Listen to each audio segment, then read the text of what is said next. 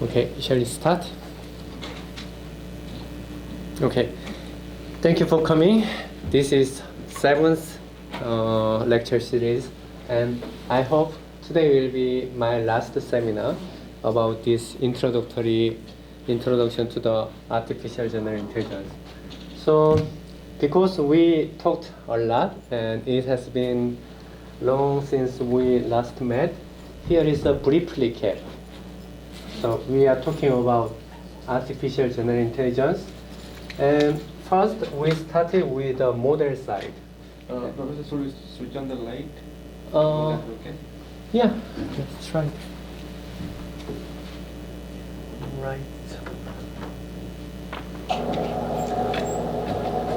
Is this better? It's more bright. Yeah, okay. So,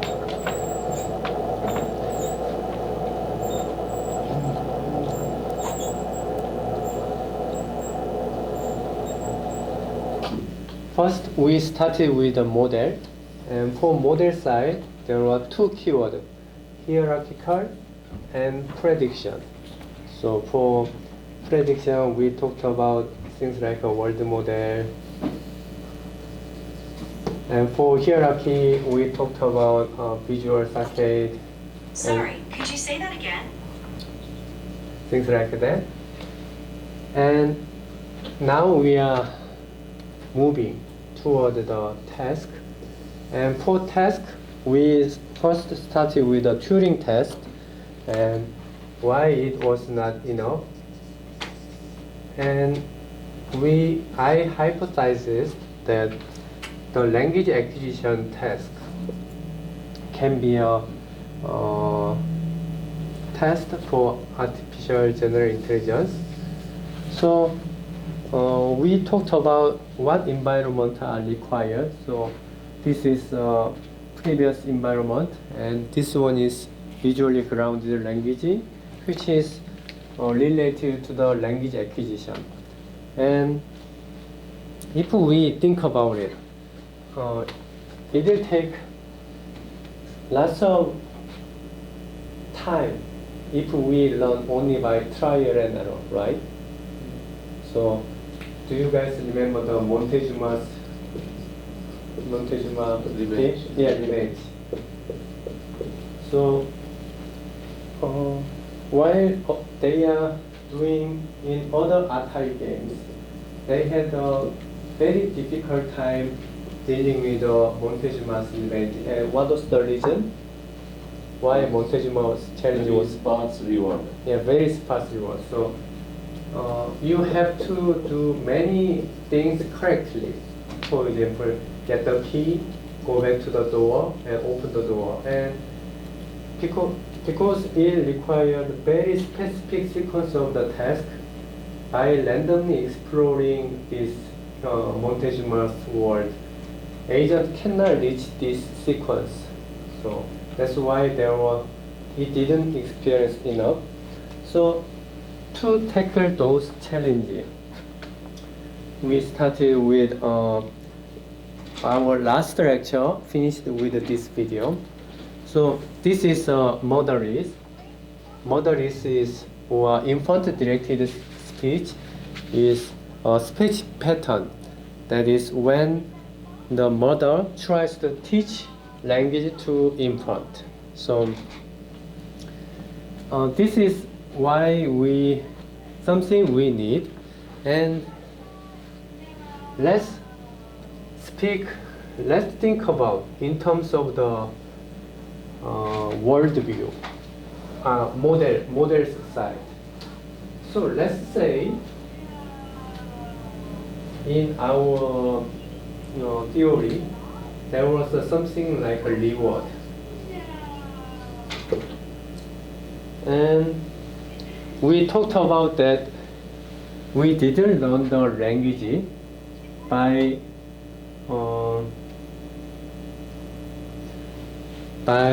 patching something, go to blue pillar, blue short pillar, and you get the reward. We did not learn the language like this way, right? We learn the language not this way. And let's say we have an environment where there is a mother character. And you are a learning agent like a baby. So how should we structure the word, the reward in this naturalistic sequence? I think this is the last puzzle in my theory about the artificial general intelligence. That is something new. So many of the things I talk, there is a mixture of something already there and something new. So here is one component we might talk. So we talked about the extrinsic reward.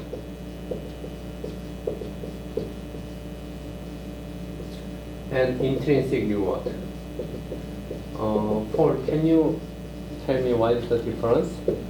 The difference is extrinsic is the reward is got externally, so maybe the score or something like that. And intrinsic is something generated within the agent. Yeah. So, why we need the intrinsic reward? Basically, to create a general purpose algorithm, you may not be able to rely on say let's say this way. In doing obstacle tower challenge or Montezuma's revenge, how intrinsic reward can help you? it could help you explore. Basically, by using curiosity, you could add an intrinsic reward to predict the next step, and when it's surprised that it has an incorrect prediction, you reward it so it tries to explore new things. Yeah.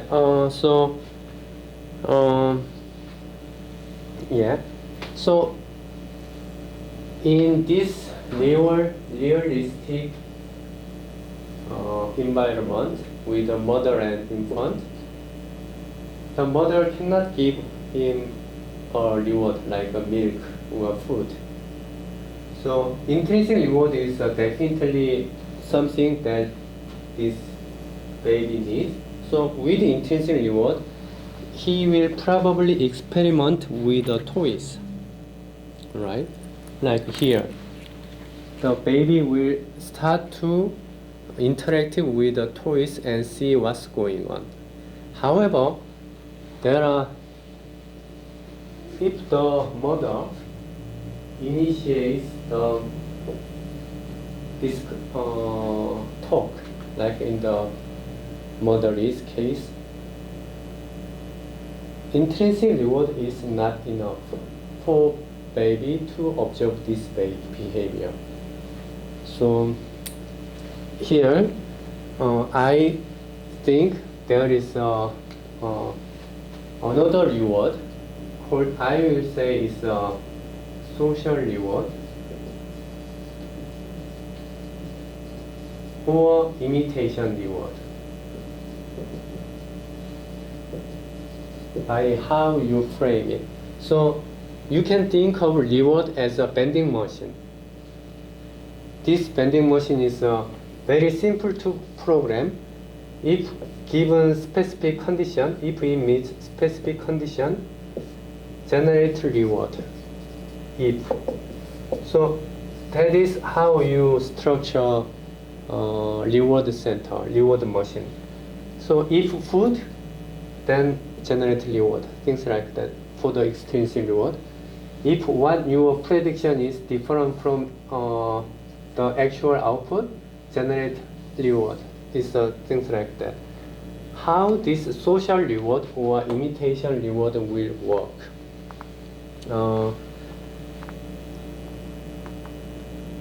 Have you heard about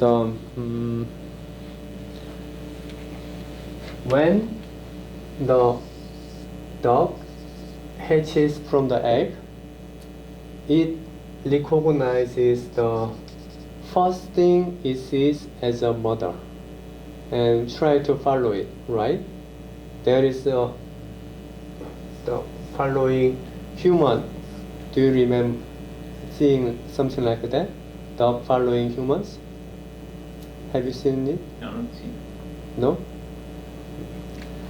Okay.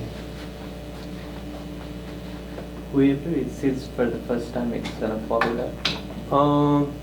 For dog, it thinks the first thing it sees as the mother.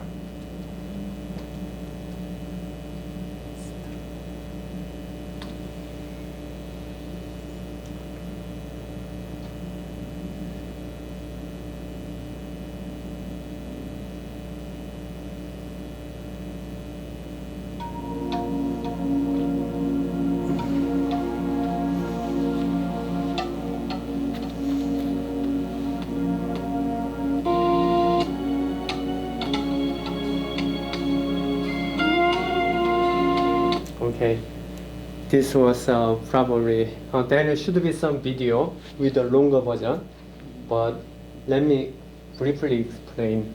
So this is the Conrad Lorenz, and this actually those are geese. So these geese, when they hatch from the egg, they are programmed to think the first thing is a mother and follow it. They are programmed like that, right? This thing is called imprinting.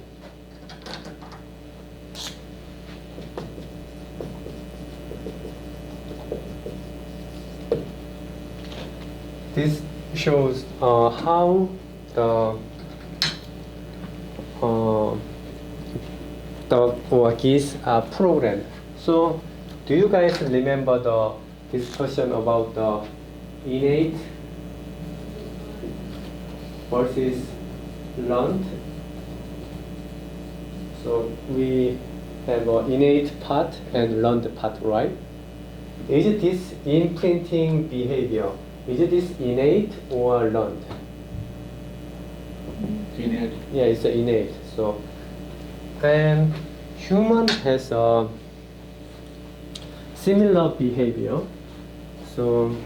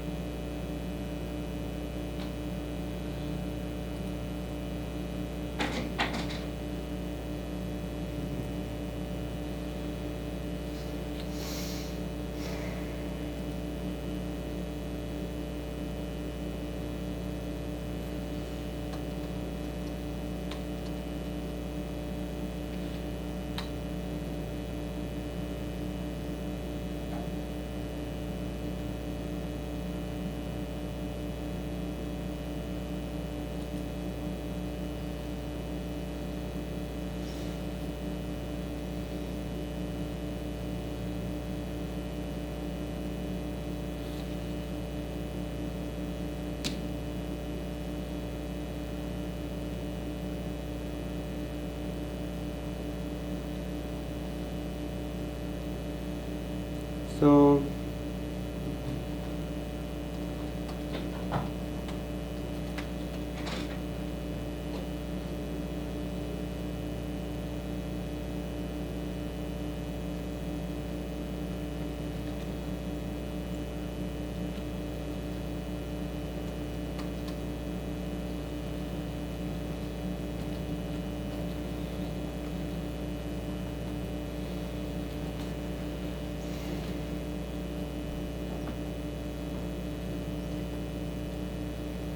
this is the Nature paper 1977 by the Andrew Major, and this is a 2 to 3 weeks old infant, and he later experimented with a newborn baby, like 2 hours from the born, right? And what he did was he did a few different movement, facial movement, and the baby imitated it, right? So what I am claiming here is that there are some built-in machine that makes us follow the behavior of the this what is given, and I think this machine is programmed to find the human face. So it's a very rough hypothesis, but I assume this one is even built-in. It is not learned. There are built-in circuitry to recognize human face and try to find it, or try to imitate it. And if you think about this imitation task, let's say if someone uses the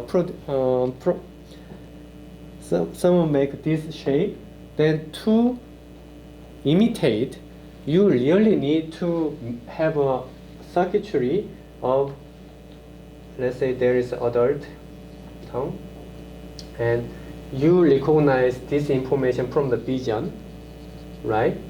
And you have to move your muscle of your tongue. So there should be a mapping between the image of this adult tongue and their own adult tongue. In neural circuit, they are totally different signal, right? So there should be some built-in machinery for enabling this.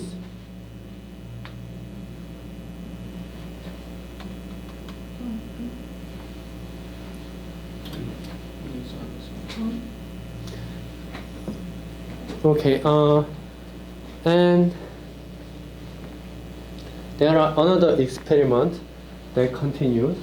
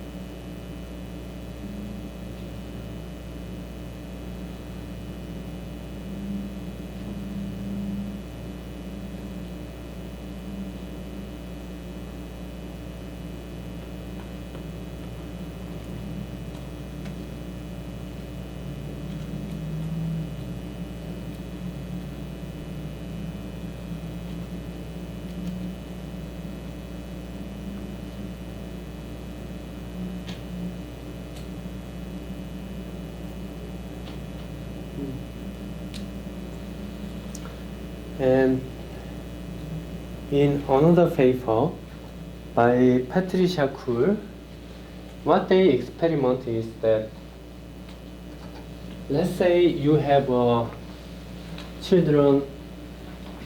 So what happens when you learn language? So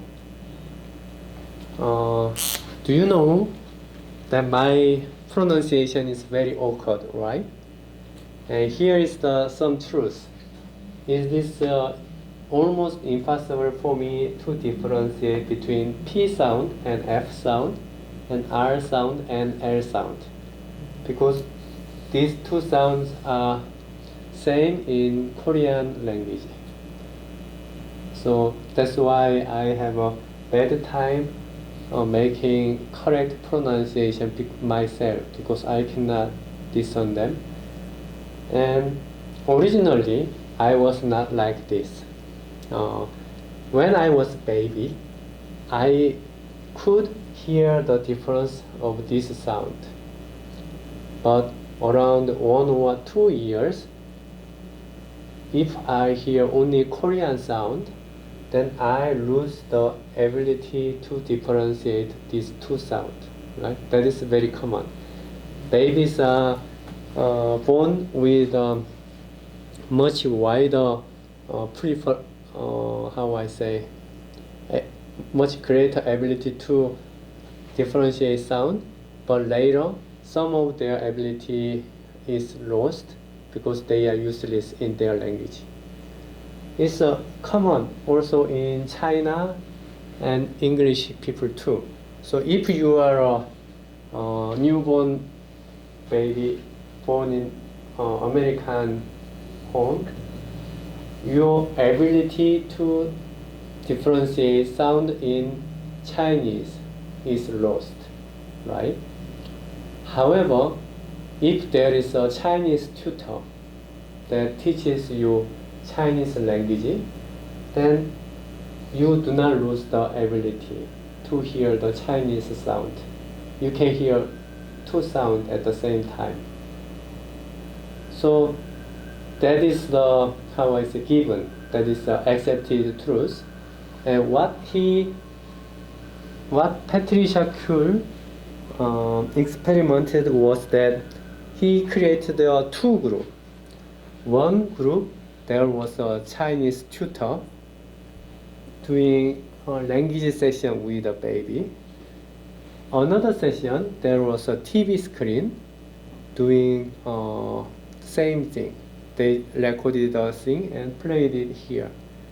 And what they found was that this group did not lose the ability to hear the Chinese sound, and this group lost the ability to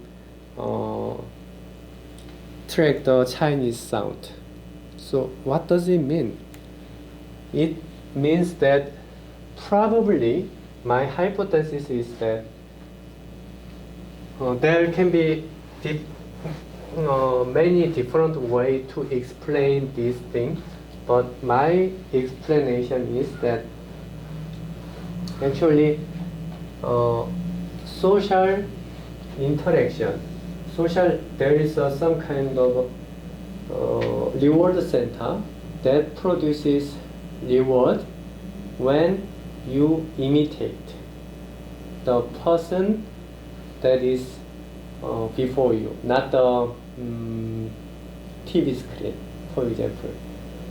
So it's a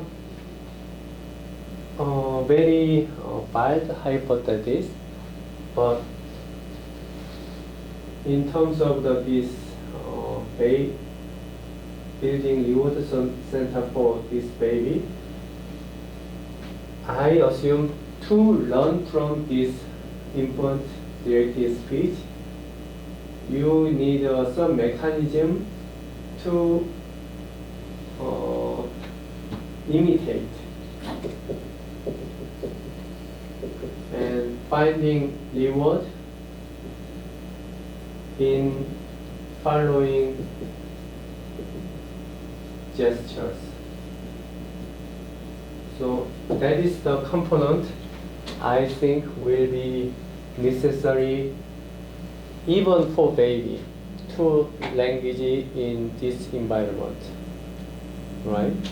It will probably, I think this will be in the paper in 3 to 5 years after we have done all small things. So it is seeing the same thing like as a person also on the video. Only difference will be like it's a 2D thing and here is the... Yeah, that is actually very good question. So what's the difference between video and the actual person, right? So will it be vision, or in video the sequence plays, right? The sequence just plays, but in human case, the adult react to baby's behavior, right? It shows the response to baby's behavior. So this interaction might play a role, right? So we will probably look at this more. This will be, I think, my hypothesis is that we will probably need one more reward type beyond intrinsic reward to solve this language learning task. And I currently does not have the, how I say, my my version of answer for your question yet. I need to work on it, right? So it's an open question now. So let's go to things. So I would like to build an environment to enable this kind of thing. So the task, in an ideal world, we will have something like obstacle tower. And I can program my Python program that can have some kind of social reward, or this version of social reward, this version of intensive reward, some experiment, right? But we do not have this environment. So my plan is building some kind of environment using Unity 3D engine to tackle these challenges. I call it David, Developmental Artificial Intelligence Virtual Incubator Design. And it has some kind of 3D home-like environment. And there will be a model character. And this agent is a learning agent. So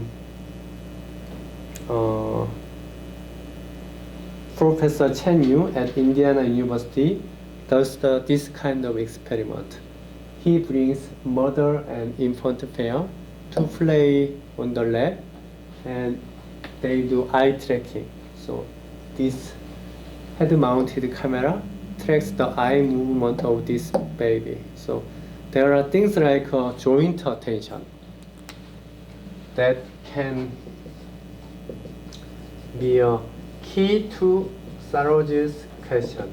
So like, what's the difference between the video and the human interacting? Joint interaction is, let's say, if the parent see this mobile phone and the baby sees this mobile phone and things like that. So this might play a very important role in social reward. So with this, because we have a eye movement of the baby and the mother sees the baby is watching this, let's say, green toy. And this is the baby's view, is watching the green toy. And mother sees the baby is watching the green toy and sees the green toy and do something. Hey, this is some green pig or some things like that, right? So we will probably work with. I met him, and my plan is working with him to invite the mother and child in the lab and play using these 3 toys. However, in this time, in addition to the tracking eye movement, we will do a motion capture. So the sensors we will act by during this summer is there is eye tracker. It's already here. Facial motion capture. So it's purchase ordered, and voice recording and the motion tracking system and active text for the toys. So with this, we will create and Saros worked on the transcribing original speech signal into the time-tagged alphabet. Why we are doing time-tagged alphabet? Because we want to make our environment simple but meaningful, right? So in Unity ML agent, currently there is no ability to handle sound. For example, let's say if there is a sound in the environment, there is no way, no Python API that gets this sound. So it has a, however, text interface. So there can be some kind of textual information and video, not the screen. So there is a command for get the screen for the agent, right? Yeah. Do you remember it? There is also API for get the text message for the API. So we can play, the environment can play the text and the agent can get the text interface.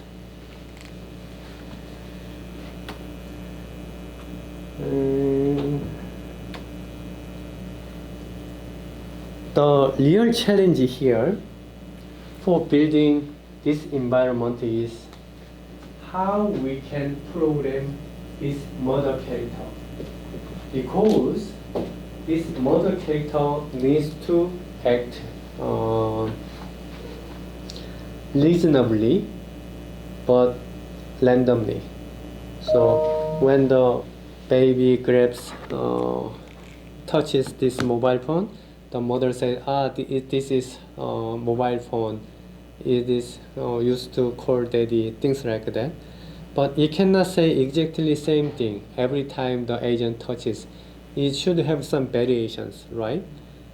And if you can build this model character, then actually you solve the artificial general intelligence, right? Agent that behaves reasonably but randomly is artificial general intelligence. But we don't have artificial general intelligence yet. So how we can program this model character?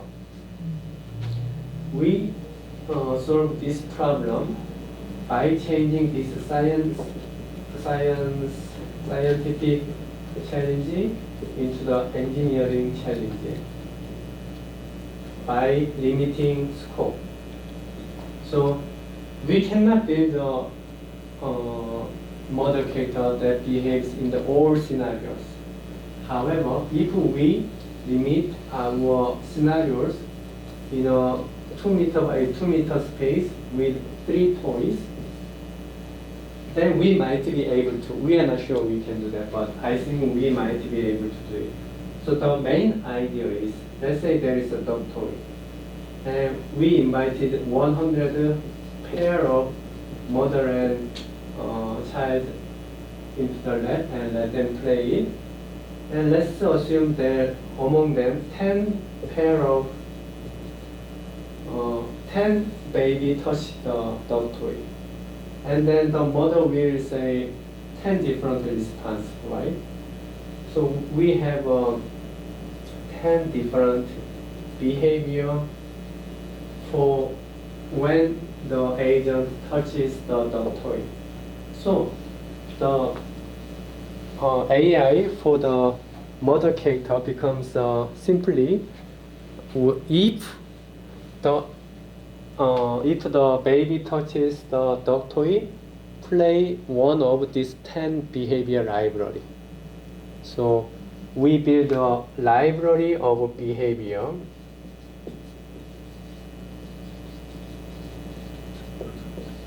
And when the agent does something, we pick one behavior from this library and randomly place it.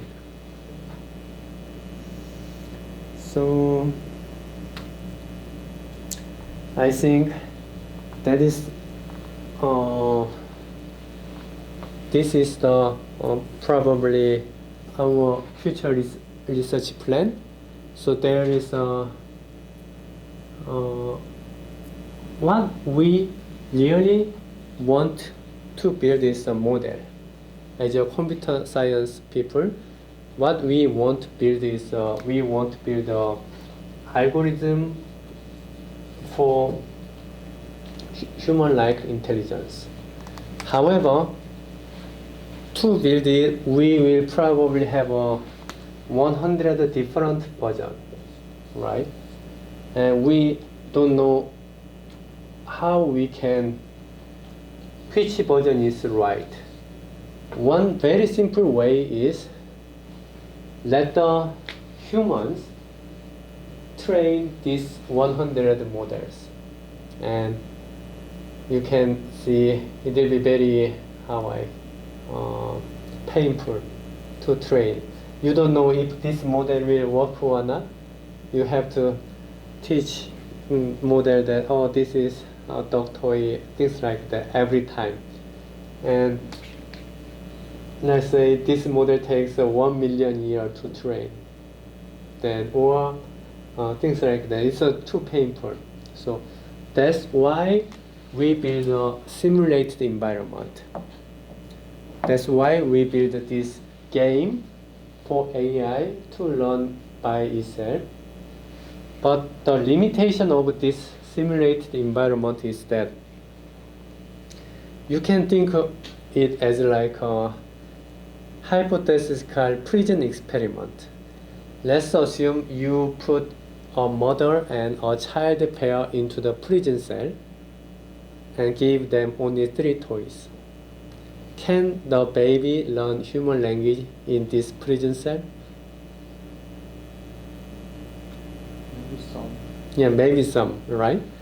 But not that much, right? So when this baby agent, when we found that among these 100 different versions, some are promising, that it looks like it is learning something, then the next step is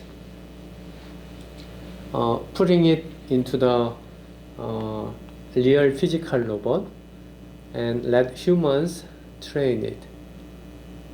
That is the long-term research plan. Okay, any questions? Can I explain the last part? Yeah, so we want build a agent that is human-like, but in simulated environment, it can learn only very limited thing, right? We know it has some power to learn in this naturalistic environment. Then, however, its knowledge will be very limited. So, how we can teach everything in the world? It is by let humans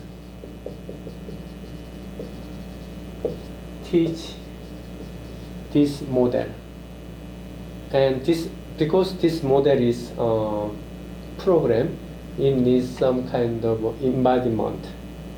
Let's say we build a robot and put the our model in the robot and let humans teach them, like think it is a human baby and try to teach everything in the world, right?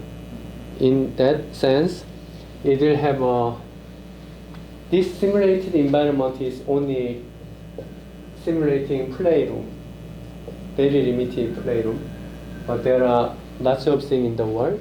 In this way, it can learn much diverse, and my prediction is when it begins to read or internet, then I think at that point it will be probably reach superhuman intelligence. If humans teach them, it will probably reach human level intelligence. And for simulated environment, we expect it arrive 1 year to 2 year intelligence. Right? Do I make sense? Sanjay, is it this one you asked?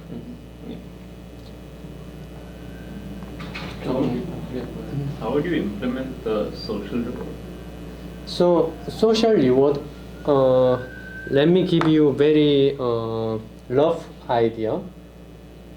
it's like if there is a human-like agent and does something, then if you do same thing, you get reward. So,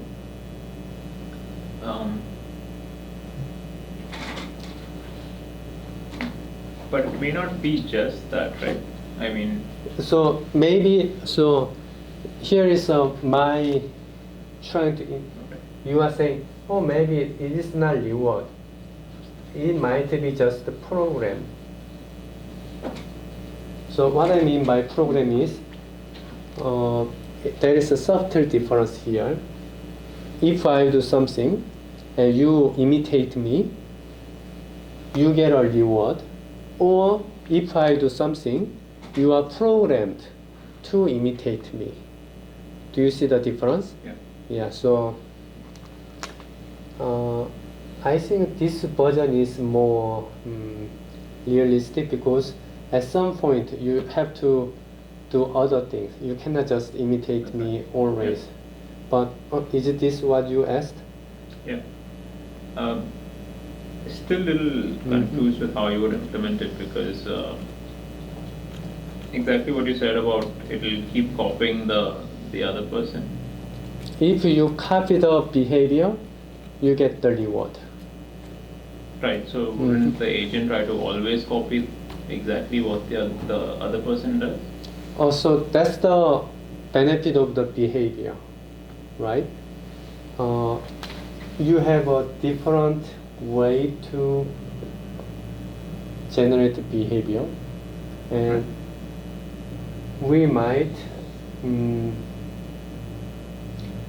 make some combination of behavior such that for some time you feel happy by being able to imitate, Right. but you become very good at imitating, it loses reward. Right. Yeah. So that's how I think need to be tuned.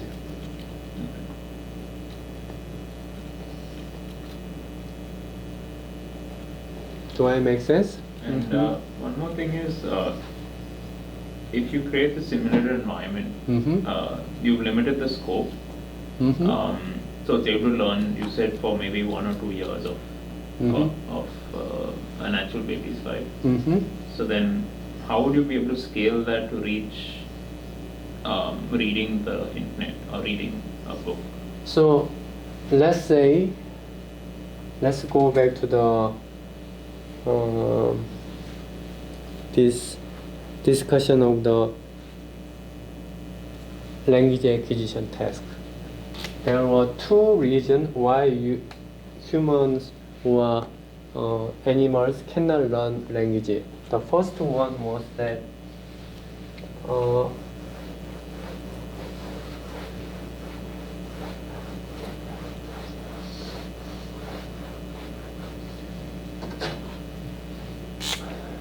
if you have a cat or a dog and you raise like a human baby, it cannot learn. It's a capability limited, right?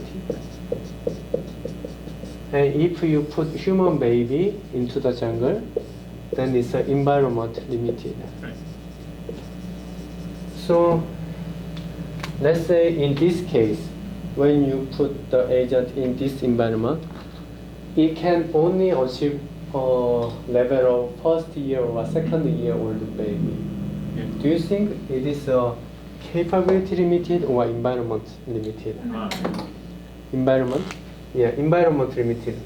So by putting it in like a robotic format, and in this case, this environment is actually a model, right? Also, by having a real human play as a model, it can learn much diverse environment. Yeah. So maybe there is I have some gut feeling that, for example, if you used, this is a very simple analogy, 10,000 by 10,000 rule matrix for this model. Maybe you need to use a 1 million by 1 million rule matrix for the more powerful machine. But this scale up is easy, right? More important thing is how you can make a structure like a reward center, and how you build your neural net structure network to enable this kind of thinking. Like world model paper, there is a model view controller structure. So there is two perspectives when we think about the capability. It's a structure and scale. And for structure, it means different neural net structure. And this one is more like a trial and error. You try this, it works. You try this, it doesn't work. Things like that. So that's why we are called experimental computer scientists. And one good analogy is, did I talk about the transistor? Yeah. Everybody knows what transistor is, right? So when they first found the transistor, they were so excited. Oh, we created a great thing. And then they used it for the radio or radar as an amplifier for analog signal. But the true power of the transistor was when you arrange these multiple transistors in a specific way, you can create a logic gate, and you can create a logic circuit, integrated circuit, and you can create a CPU, right? That is the true power of the transistor. The same goes with the neural cell. We know how a single cell works, so we might try many different combination of the structure to find what works as a human brain. So we are called experimental computer scientists because we try structural computer science. So because we are trying many different sequences and say, oh, this works, and sometimes, oh, this does not work. And that is why the professors at the very good universities did not like the neural net or deep learnings at first. They say, oh, what is the theory behind this? You know, the advances in this experimental computer scientist or structural computer science is very random. You try this structure and it suddenly works. There is no scientific reason behind that. You just tried it, it just works. You just tried it, it didn't work. Trial and error, which professor didn't like.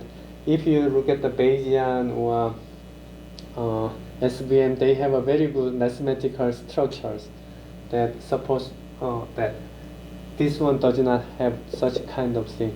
So that's why professors at first resisted to the idea of the deep learning. So also that's why it is very difficult to predict when we will have the artificial general intelligence, because it requires scientific breakthrough by random act. It's difficult to predict when this will happen. And this is the one aspect of the capability. The other aspect is the scale of the circuits. Some say, you know, human brain has this amount of the neural cell, rat has this amount, bee has this amount. We have currently less neural cell than the mouse, so that's why we do not have the artificial general intelligence that is the scale, but I think scale is a much easier problem to solve than the structural problem. Any other questions? But here, how do you define the limit? I mean, you are simulating an environment and you are limiting some experiments. And from this environment, the agent will achieve 1 or 2 year baby's intelligence. But how do you define that limitation? What all experiments you will do so that it says... You mean how? There is two questions. Let me clarify if I understand you correctly. How should we design this environment? Or how should we evaluate this baby? Which one is? Mine was the first one. Yeah. How to design? So it's unfortunately there is no science behind it. I just chose the probably a mat with 3 toys, and that is how I designed it. If I'm really lucky, if I really have unlimited financial resources, I will probably install cameras in some family's house so that I can record all their behaviors in their home. But I am very limited in the resources, so I only focuses on the this environment where you have just a mat with a few toys. So I think one professor, I don't remember his name, did install cameras in his own house. Did that look right? Yes. So that is definitely one possibility to approach it that way. But it has a lot of issues. For example, privacy issue and things like that. One reason why this format is good compared to video is that actually we can remove the privacy information from our data because we are creating animation, not the actual person. And we remove the speech signal into the time tagged text messages. So that is the one aspect that can help us. Any other questions?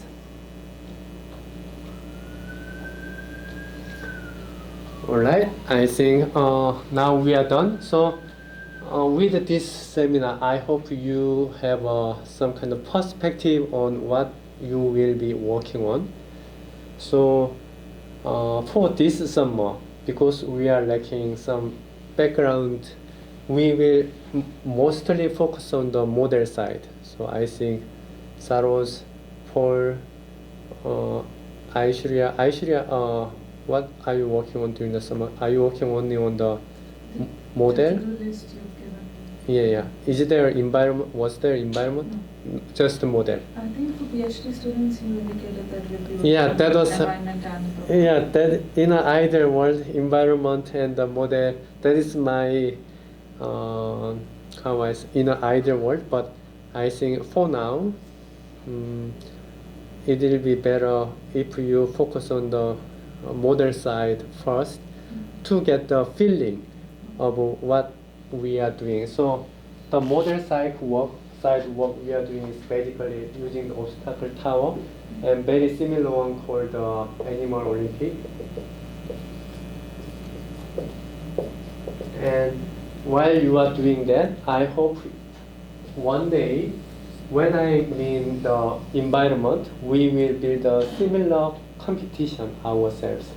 We will build the environment and the data set for some challenges like this one.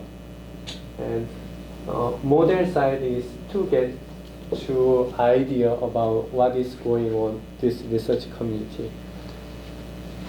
All right, thank you very much. Is there any other question before we finish? maybe once you get some time to think about it and process. Okay, please don't do that because the Q always increases, right? Try to understand it right now, right here.